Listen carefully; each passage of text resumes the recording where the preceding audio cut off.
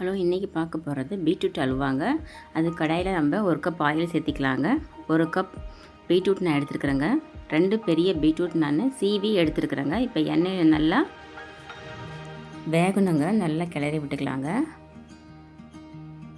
சிம்மில் வச்சு பீட்ரூட்டுடைய பச்சை வாசம் போகிற வரைக்கும் நல்லா கிளறி விடணுங்க. நல்லா வேக விட்டுக்கணுங்க.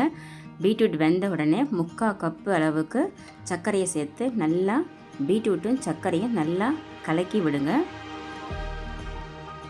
நல்லா வேகணுங்க. சர்க்கரையும் பீட்ரூட்டும் நல்லா வந்ததுக்கப்புறம் நான் 5 ஸ்பூன் கோதுமை மாவு நல்லா தண்ணி மாதிரி கரைச்சி எடுத்து வச்சுருக்குறேங்க.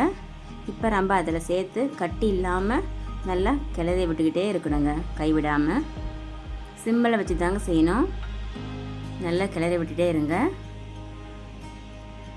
கோதுமை மாவும் பீட்ரூட்டு சர்க்கரை எல்லாமே சேர்ந்து நல்லா மிங்கிள் ஆகணுங்க. கட்டி இல்லாமல் கிளறி விட்டுட்டே இருங்க. இப்போ நல்லா எண்ணெய் பிரிஞ்சு வருதுங்க. இந்த ஸ்டேஜில் நம்ம இறக்கிடுறோங்க.